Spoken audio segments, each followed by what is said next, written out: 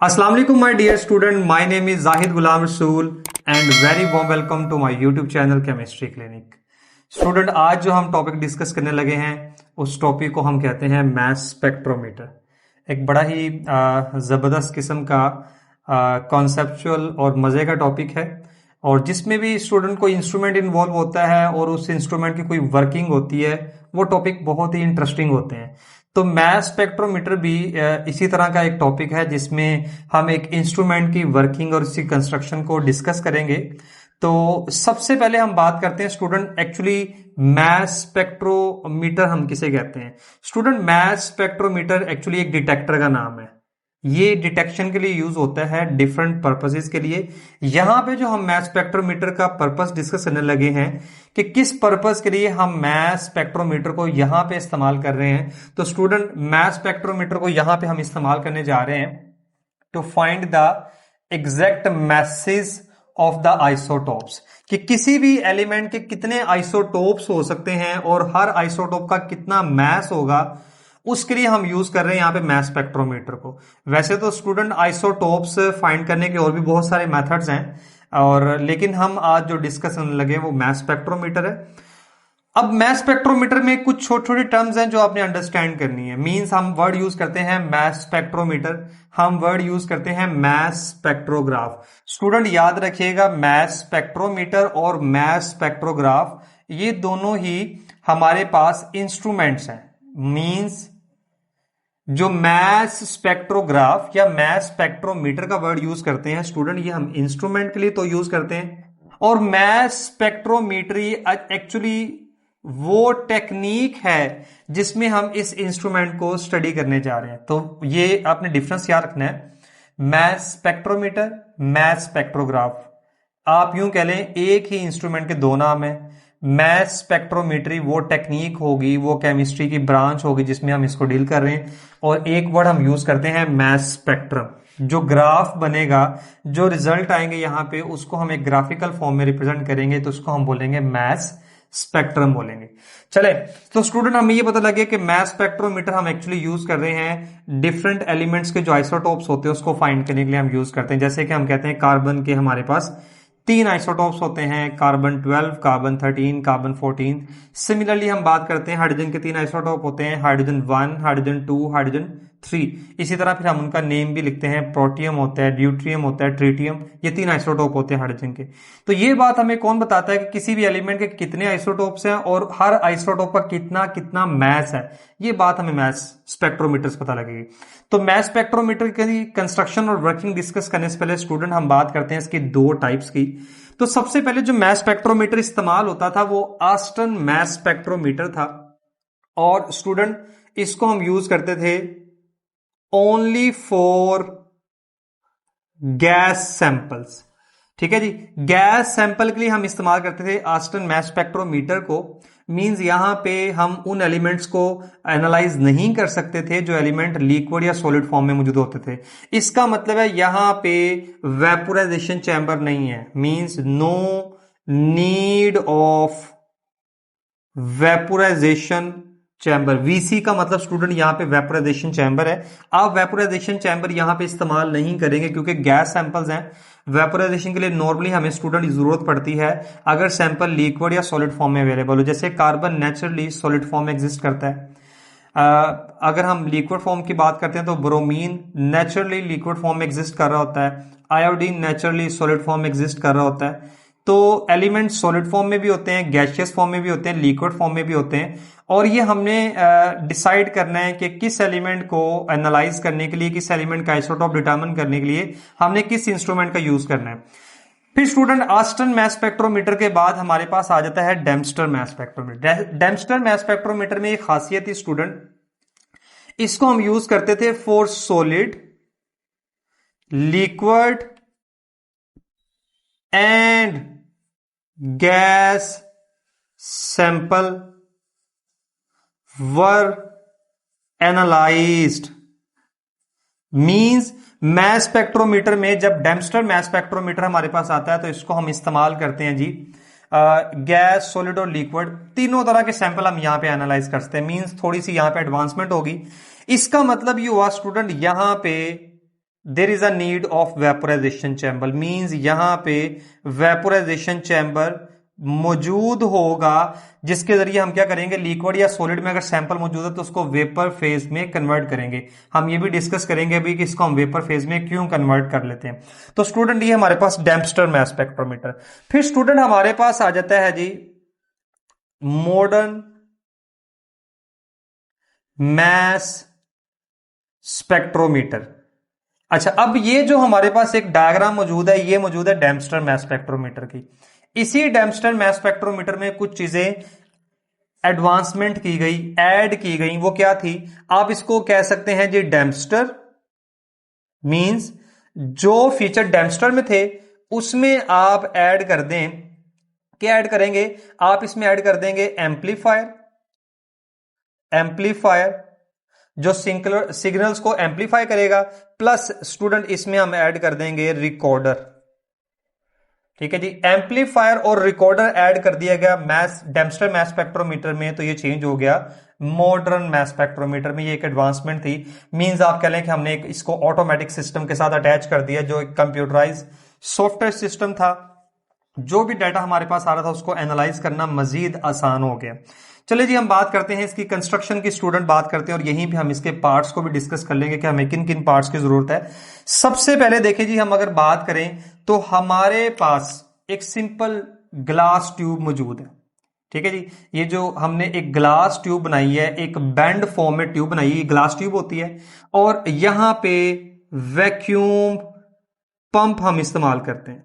अब vacuum pump का purpose क्या होता है, वैक्यूम पर्पस स्टूडेंट पर्पस होता है कि यहां पे हम जो भी गैस फिल करने जा रहे हैं उसका प्रेशर हम अपनी मर्जी के मुताबिक एडजस्ट कर सकें।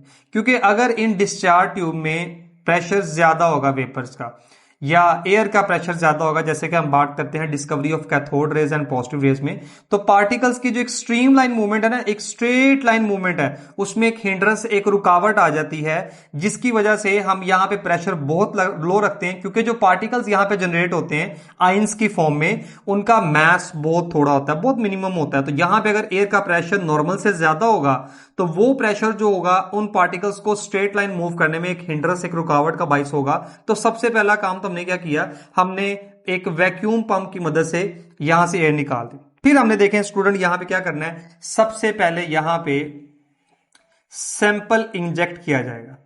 अब जो सैंपल हम यहां पे यूज करने जा रहे हैं इस यहां पे, वो सैंपल हमारे पास है जी नियोन का सैंपल है।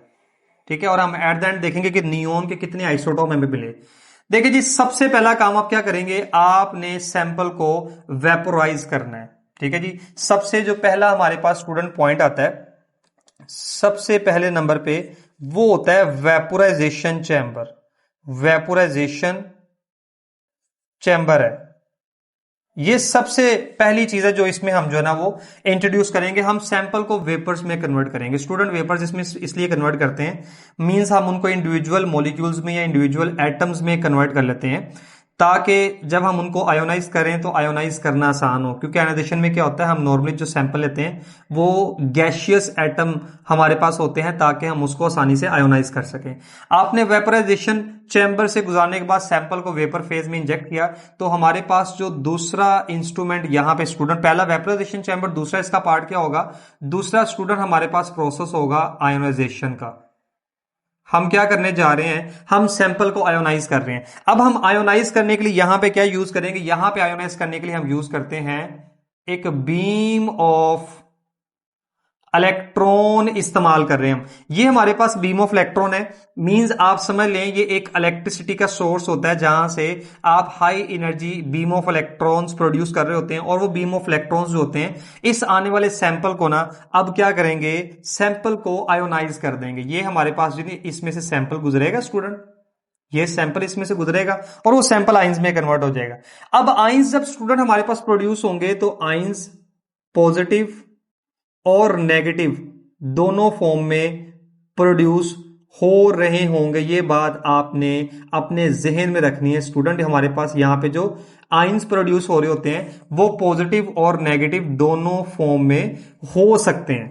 ठीक है, डेफिनेटली होंगे, लेकिन हम खास टेक्निक्स का इस्तेमाल करते हुए यहां पे मेजॉरिटी पॉजिटिव आइंस प्रोड्यूस कर सकते हैं, क्योंकि mess spectrometer normally positive ion को अच्छा रीड करता है। अदरवाइज ये बात स्टूडेंट याद रखिएगा, मैस स्पेक्ट्रोमीटर में पॉजिटिव और नेगेटिव दोनों आइंस रीड हो सकते हैं, लेकिन पॉजिटिव आइंस की फॉर्मेशन कंपैरेटिवली आसान होती है as compare to negative ions, क्योंकि इलेक्ट्रॉन को विड्रॉ करना कंपैरेटिवली इजी है।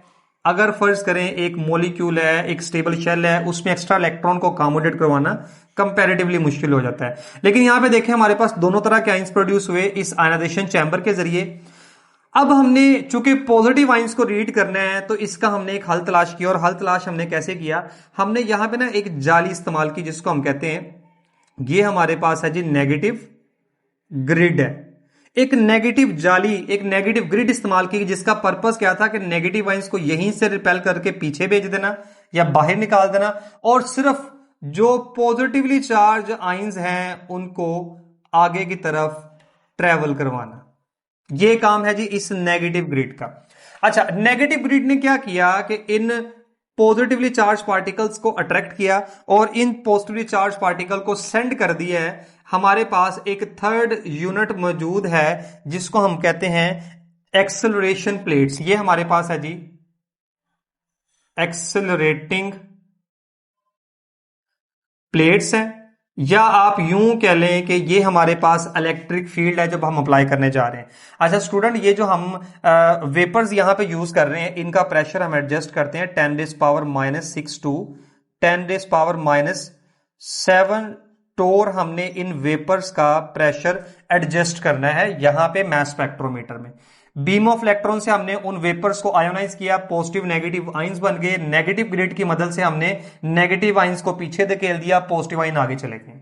अब इन पॉजिटिव आइंस के एक्सेलरेशन को हमने बढ़ाना है, मींस इनकी स्पीड को बढ़ाना है। अब इनकी स्पीड को बढ़ाने के लिए हम क्या कर सकते हैं, हमने यहां पे ना एक्सेलरेटिंग प्लेट्स इस्तेमाल की हैं। एक्सेलरेटिंग प्लेट का मतलब मैं आपको सिंपल वर्ड में स्टूडेंट बताऊं तो ये हमारे पास एक इलेक्ट्रिक फील्ड है जो प्रोड्यूस की गई।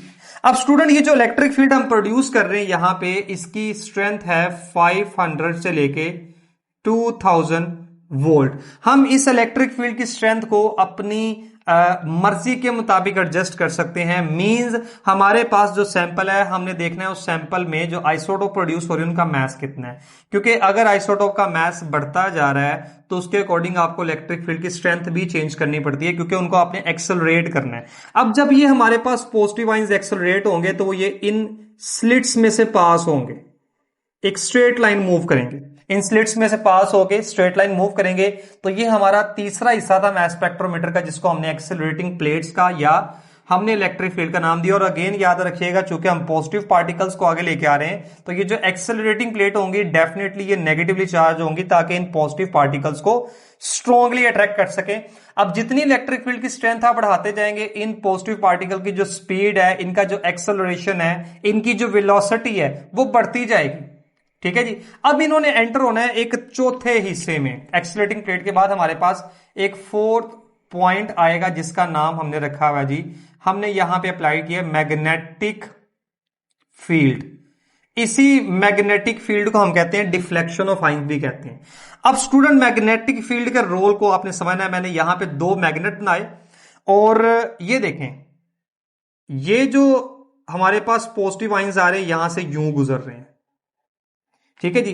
अब आप नोट करें जो हमारे पास मैग्नेटिक फील्ड प्रोड्यूस होगी ना उसकी मैग्नेटिक लाइंस ऑफ फोर्सेस जो हैं वो नॉर्थ पोल से साउथ पोल की तरफ हैं। और एक चीज आप नोट करें, मैग्नेटिक फील्ड की जो लाइंस की डायरेक्शन है वो परपेंडिकुलर है। मींस परपेंडिकुलर का मतलब स्टूडेंट क्या होगा कि हमारे पास अगर को इस तरह से देखें मैग्नेटिक फील्ड में ये मैग्नेटिक लाइंस ऑफ फोर्सेस हैं तो हमारे पास चार्ज पार्टिकल जो होगा वो परपेंडिकुलर एंटर होगा इसमें।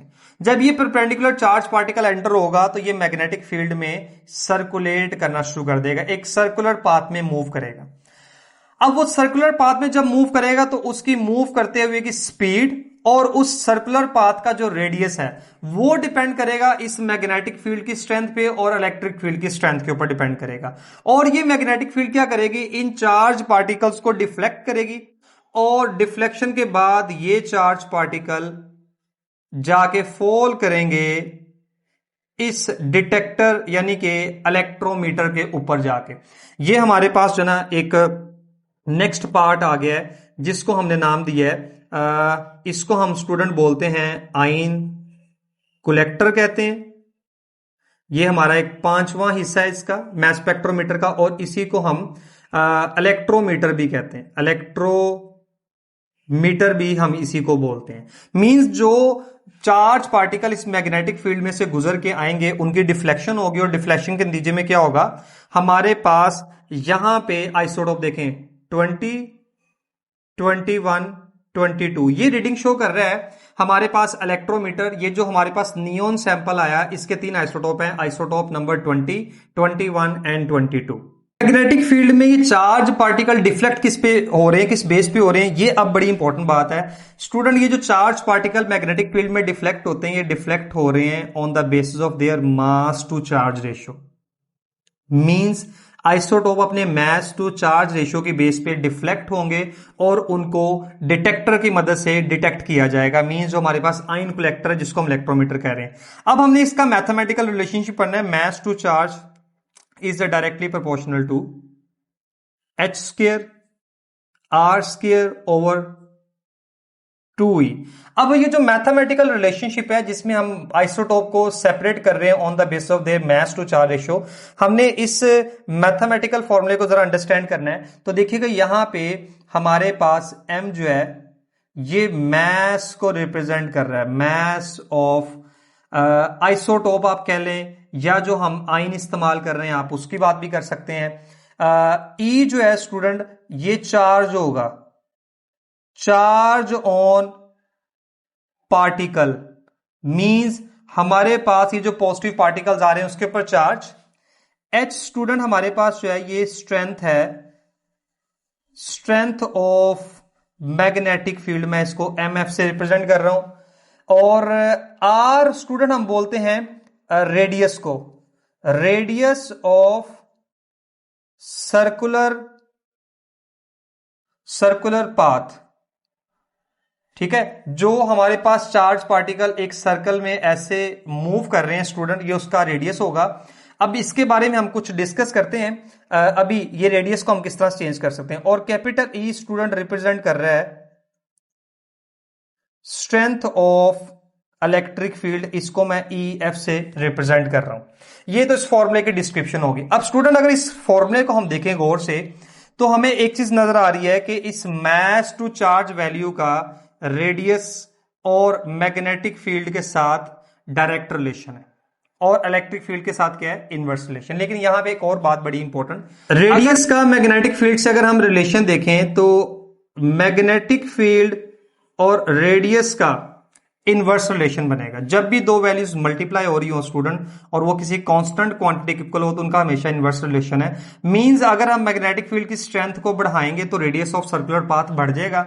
अगर हम मैग्नेटिक फील्ड की स्ट्रेंथ बढ़ाते हैं, जब सर्कुलर पाथ का रेडियस बढ़ेगा तो वो पार्टिकल, जब वो जो पॉजिटिव आइन होगा वो दूर जाके गिरेगा और उसकी डिफ्लेक्शन, ये देखें ये मोर डिफ्लेक्टेड, ये लेस डिफ्लेक्टेड, तो ये मैग्नेटिक। और इसी तरह अगर हम रेडियस और इलेक्ट्रिक फील्ड को देखें तो इलेक्ट्रिक फील्ड का रेडियस ऑफ सर्कुलर पाथ के साथ डायरेक्ट रिलेशन है। मींस जितनी आप इलेक्ट्रिक फील्ड बढ़ाएंगे इन चार्ज पार्टिकल की स्पीड बढ़ेगी, और जितनी स्पीड ज्यादा होगी स्टूडेंट रेडियस बढ़ जाएगा। इसकी मिसाल आप ऐसे लें कि अगर आप गाड़ी ड्राइव कर रहे हैं, गाड़ी की स्पीड अगर स्लो है तो आप बड़ी आसानी से एक छोटा टर्न ले सकते हैं, लेकिन अगर गाड़ी की स्पीड ज्यादा है तो जो आप टर्न लेंगे उसका रेडियस बहुत बढ़ जाएगा। मींस अब आप छोटा टर्न नहीं ले सकते हैं। इस तरह से ये देखें, अगर स्पीड कम है तो आप इस तरह से डिफ्लेक्ट कर देंगे, अगर स्पीड ज्यादा है तो आपकी डिफ्लेक्शन बहुत दूर से होगी। मींस अगर आप इलेक्ट्रिक फील्ड बढ़ाते हैं तो चार्ज पार्टिकल जो होंगे इनकी स्पीड बढ़ेगी, वेलोसिटी ज्यादा होगी, एक्सेलरेशन ज्यादा होगा, जिसकी वजह से क्या होगा, इनके सर्कुलर पाथ का रेडियस बढ़ जाएगा। और इसी तरह देखें,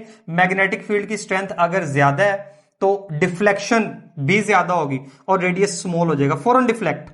मींस ये जो 20 वाला आइसोटोप है सबसे पहले डिफ्लेक्ट हुआ है और ज्यादा डिफ्लेक्ट हुआ है, इसका रेडियस कम होगा। और जो 22 वाला है जिसका मास ज्यादा है उसका देखें रेडियस भी ज्यादा होगा, क्योंकि उस पे मैग्नेटिक फील्ड के जो स्ट्रेंथ होगी उस पे डिफ्लेक्शन भी कम अफेक्ट करेगी। तो ये रेडियस और मैग्नेटिक फील्ड का इनवर्स रिलेशन है, इलेक्ट्रिक फील्ड और रेडियस का डायरेक्ट रिलेशन है मास स्पेक्ट्रोमीटर में।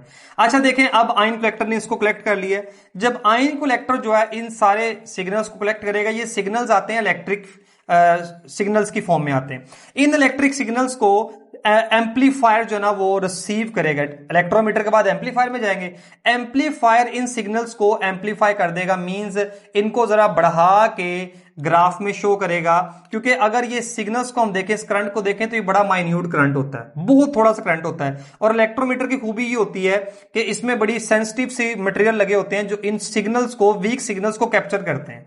लेकिन उन वीक सिग्नल्स को हमने रिकॉर्ड करना in the form of graph, उसके लिए फिर हम एम्पलीफायर करते हैं। एम्पलीफायर इन सिग्नल्स को एम्पलीफाई कर देता है। जिस तरह आप एक माइक के साथ एम्पलीफायर इस्तेमाल करते हैं, उसका पर्पज ये होता है कि जो आप बोल रहे हैं वो आवाज दूर तक पहुंचे, आपकी साउंड वेव्स की एम्पलीफिकेशन, उसकी वेवलेंथ बढ़ जाए, तो उसके लिए हम एम्पलीफायर यूज करते हैं। यहां पे भी एम्पलीफायर का यही काम है कि इन सिग्नल्स को एम्पलीफाई कर देना, बढ़ा देना, जूम इन कर देना, मैग्निफिकेशन कर देना। उसके बाद ये सिग्नल चले जाएंगे रिकॉर्डर की तरफ, और रिकॉर्डर कुछ इस तरह से आपको ग्राफ बना के दिखाएगा। इस ग्राफ को हम मास स्पेक्ट्रम कहते हैं। अब आपने आना है इस ग्राफ की तरफ आना है, मींस ये ग्राफ हमें बड़ी इंटरेस्टिंग इंफॉर्मेशन देगा। अब इसमें देखें, हमारे पास एक्स एक्सिस में मास टू चार्ज वैल्यू भी कह सकते हैं, या आप सिंपल कह सकते हैं हमारे पास आइसोटोप का मास मौजूद है, मास ऑफ आइसोटोप आप कह सकते हैं, जो हम यहां पे फाइंड करने जा रहे हैं। मास ऑफ आइसोटोप हमारे पास मौजूद है एक्स एक्सिस पे, और वाई एक्सिस पे मौजूद है रिलेटिव अबंडेंस। मींस आइसोटोप की तादाद का भी पता लगेगा, और यह भी पता लगेगा कि कौन कौन सा आइसोटोप कितनी कितनी मिकदार में मौजूद है। अब देखिए, इसका तरीकाकार क्या होता है, कोई भी इंस्ट्रूमेंट है जिसमें हम किसी भी चीज को एनालाइज करने जा रहे हैं, उसमें कुछ स्टैंडर्ड वैल्यूज होती हैं। यहां पे जो हम स्टैंडर्ड यूज कर रहे हैं वो कार्बन 12 है, ठीक है। ये जो मैंने C12 लिखा हुआ है ना, ये एक्चुअली कार्बन 12 है, और हमने कार्बन का 12 आइसोटोप लिया है, 100% मिकदार में हमने लिया। वैसे तो कार्बन के 3 आइसोटोप है, C12, C13, C14, लेकिन यहां पे जो हमने आइसोटोप लिया हुआ है वो कार्बन 12 को प्योर फॉर्म में लिया है, 100% फिल कर लिया। जब हमने इसको मास स्पेक्ट्रोमीटर के हम अंदर इसको हमने सैंपल को एनालाइज किया, तो हमारे पास सिर्फ एक पीक आई, क्योंकि हमने प्योर कार्बन 12 का सैंपल लिया और उसकी 100% थी। ये स्टैंडर्ड है हमारे पास।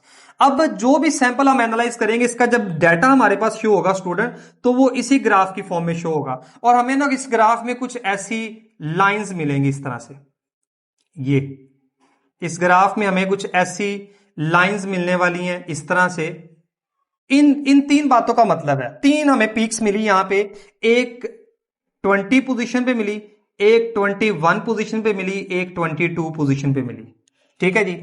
अब यहां पे देखें, हमें इस ग्राफ से जो इंफॉर्मेशन मिलने जा रही है स्टूडेंट, इस ग्राफ से हमें इंफॉर्मेशन क्या मिली है। सबसे पहले हम कहते हैं जी नंबर ऑफ पीक्स कितनी है। आपको रिकॉर्डर ने नंबर ऑफ पीक्स कितनी दिखाई है। अच्छा जी, नंबर ऑफ पीक्स के बाद आएगा यहां पे height of peaks, height of peaks.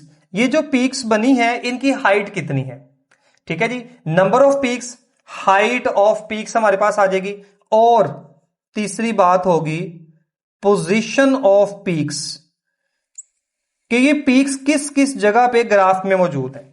ये तीन बातें हमें तीन बड़ी इंपॉर्टेंट इंफॉर्मेशन देती हैं आइसोटोप्स के बारे में। Number of peaks, number of peaks से पता लगता है नंबर ऑफ आइसोटोप्स का, कि इस एलिमेंट के नेचर में कितने आइसोटोप्स मौजूद हैं। अब यहां पे देखें, हमें तीन पीक्स मिली हैं, एक 20 पे, एक 21 पे, एक 22 पे। इसका मतलब है नियोन के 3 आइसोटोप नेचर में मौजूद हैं। और हाइट ऑफ पीक से क्या पता लगता है, हाइट ऑफ पीक से पता लगता है relative abundance. Relative abundance means कौन सा आइसोटोप कायनात में, नेचर में, दुनिया में कितनी मिकदार में मौजूद है। अगर हम बात करते हैं नियोन की, तो नियोन के हमारे पास 3 आइसोटोप है। जो नियोन 20 है, इसकी अमाउंट सबसे ज्यादा है, 90.92% हमारे पास नियोन 20 आइसोटोप है। 0.57% हमारे पास 21 वाला आइसोटोप होगा, और 8.82% अराउंड हमारे पास 22 आइसोटोप होगा। और ये भी बात याद रखिएगा, इवन आइसोटोप जो ना वो मिकदार में ज्यादा होते हैं, ऑड वाले कम होते हैं ड्यू टू स्टेबिलिटी। जिन आइसोटोप का even atomic mass, even atomic number होता है, उनकी मिकदार कायनात में नेचुरली ज्यादा है, और जो ओड वाले हैं वो कम होते हैं, इसकी रीजन स्टेबिलिटी है। तो स्टूडेंट देखें हाइट ऑफ पीक, पीक कितनी ऊंची गई है, वहां से हम उसकी जो ना ये देखें, हम उसकी रिलेटिव अबंडेंस कार्बन 12 से कंपेयर करके हम उसकी अबंडेंस फाइंड कर लेते हैं। फिर आ जाता है पोजीशन ऑफ पीक्स है कि ये पीक्स ग्राफ में कहां बनी है। तो देखिए जो C12 है ना, इसके बाद यहां पे 13 आएगा, फिर 14, 15, 16, यानी कि नंबर्स लगे हुए, और आपने उन नंबर से ना रीड करना है उन लाइंस को। तो पोजीशन ऑफ पीक्स आपको जो ना इंफॉर्मेशन देंगी मैस के बारे में।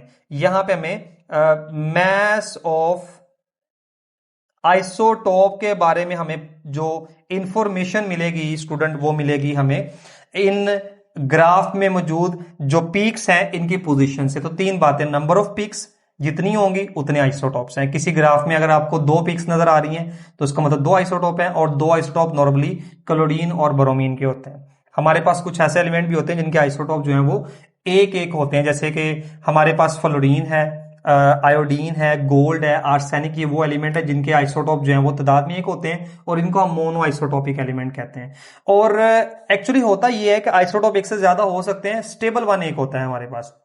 इसी तरह डिफरेंट एलिमेंट्स के डिफरेंट आइसोटॉप्स होते हैं, जैसे कि सिल्वर के 16 आइसोटॉप होते हैं, लेकिन मोस्ट स्टेबल उसके 2 होते हैं, 107 एंड 109।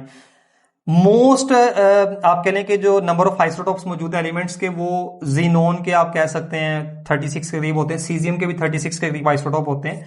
तो आइसोटॉप एक से ज्यादा हो सकते हैं एक एलिमेंट के, 1, 2, 3, 4, 5 तादाद में ज्यादा भी हो सकते हैं। जैसे मैंने सीजियम के 36 बताए, स्टेबल एक होता है और हम उसी की बात करते हैं। और हम फिर इन आइसोटॉप्स का ना एवरेज एटॉमिक मास भी ले लेते हैं। जैसे आप देखें नॉर्मली नियोन का मास जो है वो लिखा जाता है 20.18 AMU लिखा जाता है। अब ये 20.18 AMU तो किसी भी आइसोटॉप का मास नहीं है, एक्चुअली तमाम आइसोटॉप के मास की एवरेज हमारे पास है, और हम कैलकुलेशन करते हुए नॉर्मली नियोन का जो आइसोटॉप लेते हैं वो 20 मास ही कंसिडर करते हैं, और यही आइसोटॉप नेचर में अबंडेंटली मौजूद है। तो स्टूडेंट ये हमारे पास कंप्लीट कंस्ट्रक्शन और वर्किंग थी मास स्पेक्ट्रोमीटर की, कि मास स्पेक्ट्रोमीटर किस तरह से कंस्ट्रक्ट हुआ, इसकी वर्किंग क्या है, और उसके बाद जो रिजल्ट्स हमारे पास आ रहे हैं उन रिजल्ट्स को हमने किस तरह से एनालाइज किया।